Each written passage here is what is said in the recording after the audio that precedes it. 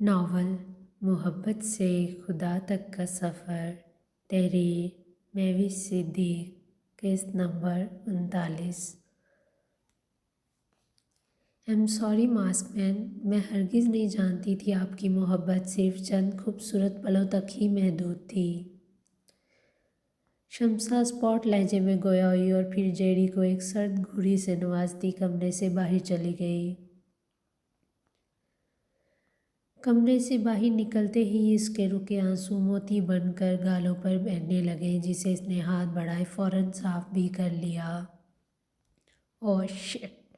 جیڈی نے شدید غصے کے عالم میں ہاتھ میں پکڑے ماسک ایک جھٹکے سے صوفے پر پھینک دیے۔ اب وہ اپنا سر ہاتھوں میں تھامے بیڈ پر ڈہنے کے انداز میں بیٹھ گیا۔ اس کی موندی آنکھوں کے سامنے شمسا کا آنسوؤں سے تر چہرہ عکس کی صورت میں لہرانے لگا۔ اس وقت اسے اپنے غصے پر شدید تاؤ آ رہا تھا۔ شمسا مجھے اپنا سمجھ کر مذاق کر رہی تھی اور میں نے انہیں اف خدایا، یہ میں نے کیا کر دیا؟ جیڈی نے ہاتھ کی ہتھیلی پر مکہ مارتے اپنے اندر کا غبار باہر نکالنے کی کوشش کی تھی۔ کافی دیر کی سوچ بچار کے بعد وہ تھکے ماندہ اعصاب کے ساتھ وہاں سے اٹھا اور پھر فریش ہونے کے لیے سیدھا واش روم میں چلا گیا۔ آج ہی کے دن ولیمے کی تقریب رکھی گئی تھی، اس لیے گھر کے سبھی افراد سورج سے اپنے بقیہ کام مکمل کرتے فنکشن پر جانے کے لیے ریڈی ہو رہے تھے۔ اذلان زینی کا دیا ہوا گفٹ بیڈ پر بیٹھے ریلیکس انداز میں دیکھ رہا تھا۔ اس باکس میں ایک خوبصورت دیدہ زیب ایلبم تھا جس میں زینی اور اذلان کی بچپن کی تصویریں خوبصورت انداز میں سیٹ کی گئی تھیں۔ جب زینی کو اپنا ماضی یاد آیا، اس سے کچھ ہی دنوں بعد اس نے ولید کو فون کیا اور اسے ابراہیم صاحب کے پرسنل لیپ ٹاپ سے پرانا ڈیٹا نکالنے کا کام دے دیا۔ جب ولید نے اسے فائل بھیجی تب اس نے اپنی من پسند تصویریں سلیکٹ کر کے واپس ولید کو بھیج دی اور اسے کہا کہ یہ ساری تصویریں ایک البم میں سیٹ کرنا اور پھر اذلان کی سالگرہ کے دن یہ تحفہ کوریئر کے ذریعے گھر پر بھجوا دینا۔ در حقیقت وہ اذلان کو سرپرائز دینا چاہتی تھی۔ زینب یہ بھی جانتی تھی اب وہ بھلے ہی ولید کا فون اٹینڈ کرے نہ کرے، وہ اس کا کام ہر صورت مکمل کرے گا، اسی لیے وہ خود یہاں آ کر ولید کا بھیجا گیا گفٹ ڈھونڈنے لگی تھی۔ اذلان ایک ایک تصویر کو فرط محبت سے دیکھتے نرمی سے چھو رہا تھا، جبھی کچھ دیر بعد دروازہ کھلنے اور پھر بند ہونے کی دھیمی آواز نے اسے اپنی طرف متوجہ کیا۔ مقابل زینب تھی، جسے دیکھتے اس کے لبوں پر بے ساختہ گہری مسکراہٹ چھا گئی۔ اچھا ہوا آپ اپنا شکریہ وصول کرنے خود ہی یہاں آ گئی۔ اذلان نے ایلبم کو احتیاط سے بیڈ کی سائڈ ٹیبل پر رکھا اور پھر وہاں سے اٹھتے زینی کے بالکل سامنے آن کھڑا ہوا۔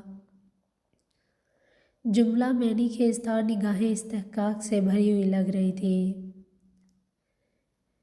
زینی نے اس کی کسی بات پر کوئی خاص رد عمل ظاہر نہ کیا، بلکہ اپنا دایاں ہاتھ اذلان کے سامنے لہرا دیا۔ یہ کیا؟ ایک اور گفٹ؟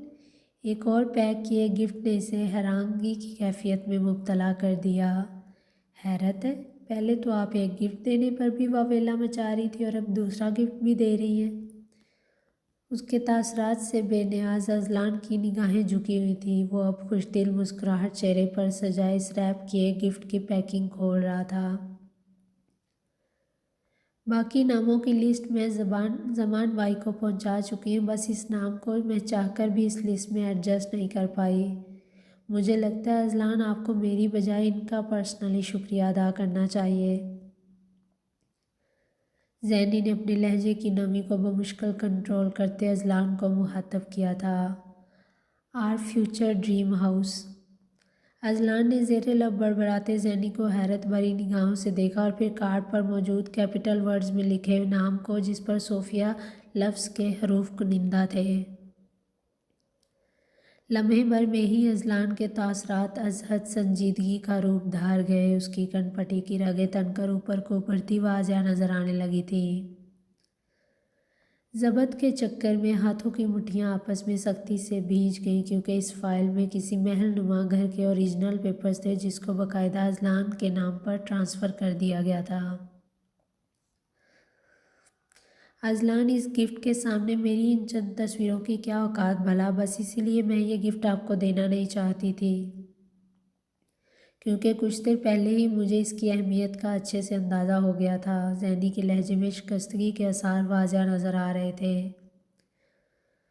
وہ بجھے تاثرات سمیت گویا اتی کمرے سے باہر جانے لگی تھی کہ اچانک اذلان نے آگے بڑھتے اس کے بازو کو سختی سے تھامے اپنے سامنے کھڑا کر دیا۔